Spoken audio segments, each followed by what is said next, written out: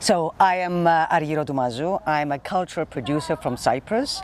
I'm based in Nicosia. I have been working as a cultural producer for the last 2 decades.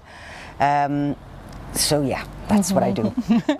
Can you tell us how you got into the cultural field, working with culture?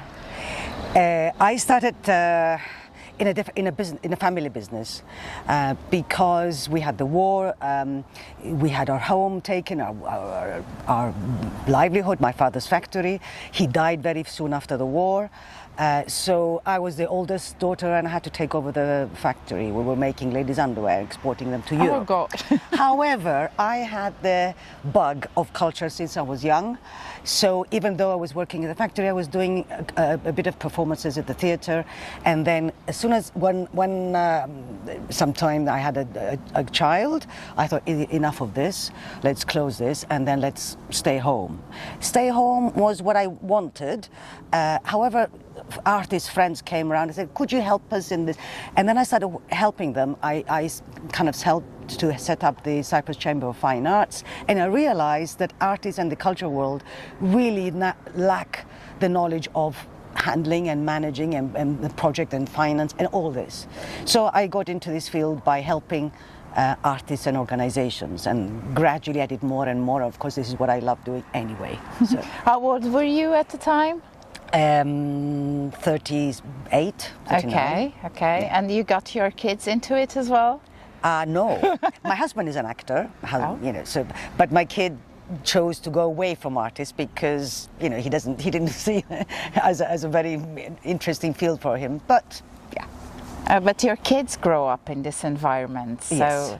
I can imagine that it's a very different stage from a normal life. Are they into the cultural field as well? No. No, not at all. Completely opposite. Okay.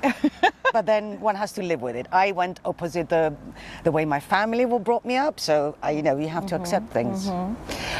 One thing I would like to ask you, can you share an example of a cultural project that you have worked on and that you find striking or very change or mind-blowing, for instance? Do you remember? Of course.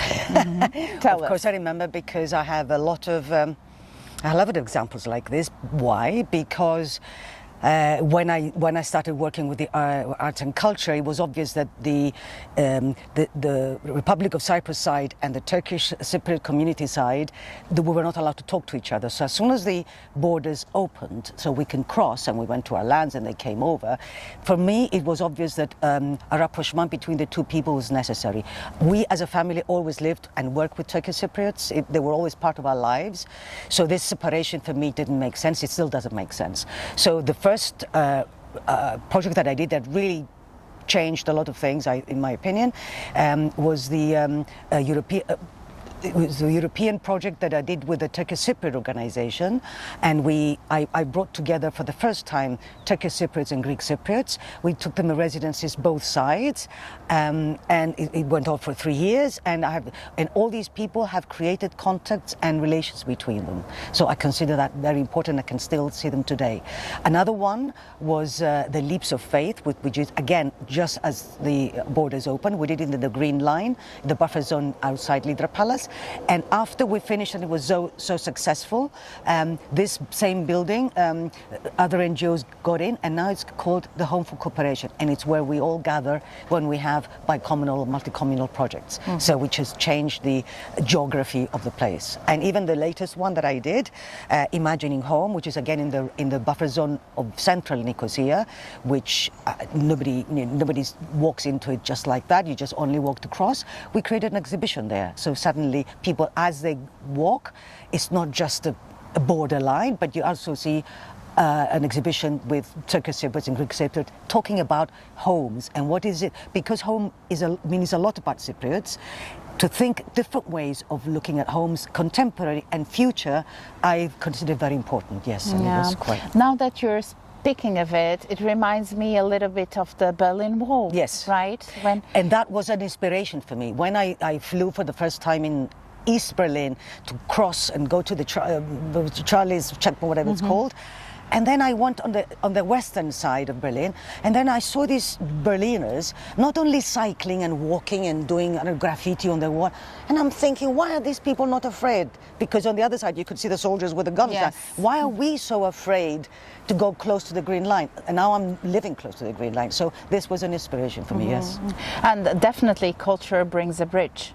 Oh, yeah, between that's both for sure. sides, and it's That's amazing. for sure, because what the Cypriots share, it's their culture and their land. It's not the language or religion or this, but it's the common care for the land and the people. And we both have dialects different from the motherlands, and even our DNAs are closer than the motherlands. So we are a little bit of a breed. Hybrid. Okay, and can you point out biggest challenges that you face while developing this cultural initiatives? Well, you have outward challenges coming from the state, from the police, from the immigration. When you do stuff like this, you're always faced with challenges because they don't allow this, they don't allow that. You have to find ways of, and usually it's the state that gives us the biggest challenges. Really? Yeah. The other challenges is between us and artists, because artists, thankfully, always demand more. And I'm happy when I can make their wish come true. It's not always easy, and we both have to, when you call it, compromise. Some things we can do, some things we cannot do. But that is more of a conversation that is solved with the artists. But with the state, it's a bit different. Yeah. Okay. How do you think that these cultural projects impact the community in Cyprus? In the last 30 to 40 years, the art culture scene in Cyprus has really developed hugely. When beginning of the century, it was more the traditional people, and some of them would go abroad. But as, particularly after the independence in 1960, people started going and studying abroad. We had to study abroad. There was no way. There was no universities in Cyprus. Still, it's only the beginning of universities teaching art. So going abroad to study and coming back home, you brought a lot of things of what you learned, and you had to rethink about them in Cypriot ways. And this has been happening for the last, 30, 40 years, and it has enriched our culture enormously. Also, we are an island, so a lot of people pass by. Now, this passing by also inseminates us with a lot of culture. So yes, we are Cypriot, but our culture and production is always influenced by what's around us and what comes and goes. So we're not on our own. Cyprus has never been on their own. It's in an island on the one side, and it's surrounded by other countries that have been coming and going all the time. For example, the Arabs are close to us. Right? Greeks are close to us, Turkish are close to us. They're not unknown. On the contrary, they're very, very well known, and we have a long history going back with all of them.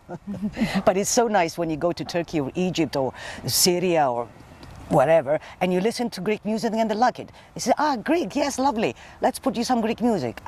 It's like it's a uniting thing. So yes, I would say that you have a star position, because you star that is much wanted by everybody, and therefore we have only managed to be independent in 1960, and we fucked it up in 3-4 years. So, but you have kept your traditions while learning from others. That's absolutely amazing.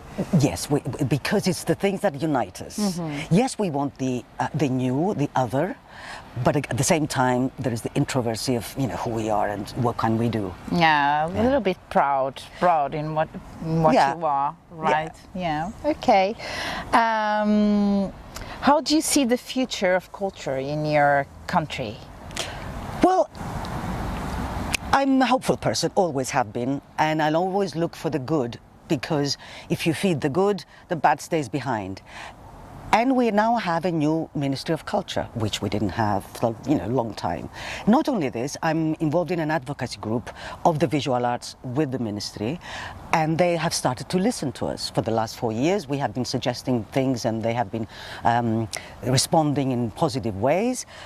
So actually, I'm pretty hopeful. Not that on an economic level of the government they're giving us a lot. Not the contrary.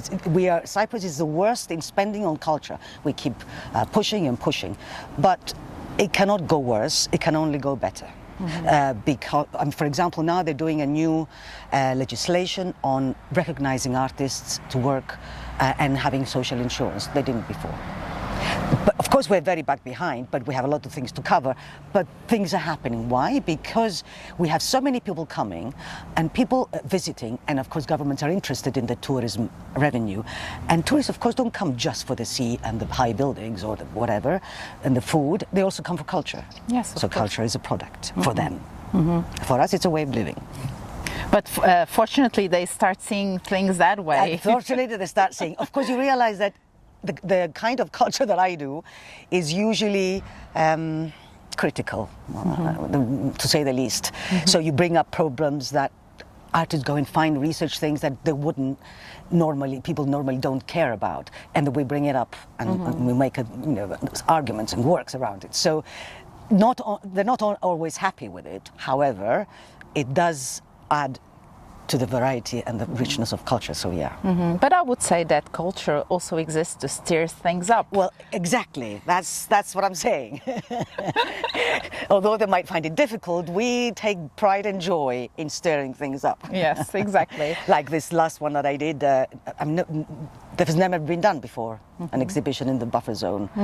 I did it 12 years ago, but it was on the top floor.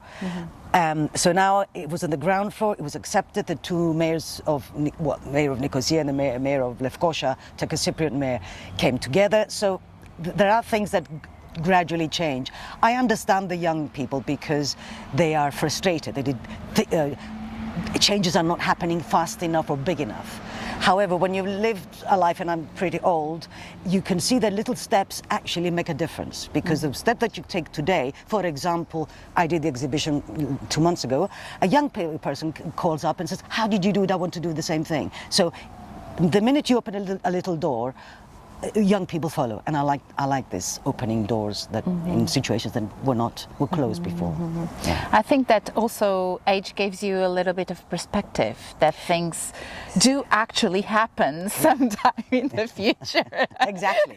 So you are much more calmer with that. Exactly, and I'm calm. I said, yes, don't worry. Yes, you think it's a little, but it will have repercussions. Whilst the young want it here and now. Yeah. That comes with age. Last question for you. How did your working experience shape you as the person you are today? Well, as I said, I started as a manager, right? So it's one thing making something work. It's satisfying, but it's another thing making something work in culture, because you discover new things and you bring things to the surface, and that is deeply satisfying. And it's deeply satisfying when you see the people that come to see whatever that you're presenting, it touches them and find it interesting and find it out of the ordinary. That's really my joy. So yes, for example, that's why I'm here. I want to explore more and more from other countries to learn and go back and start, doing my own thing. So it definitely, I cannot do anything else. I keep seeing culture and everywhere. So yeah. Thank you, Argyro. You're welcome. Thank you. It was a pleasure. A pleasure too.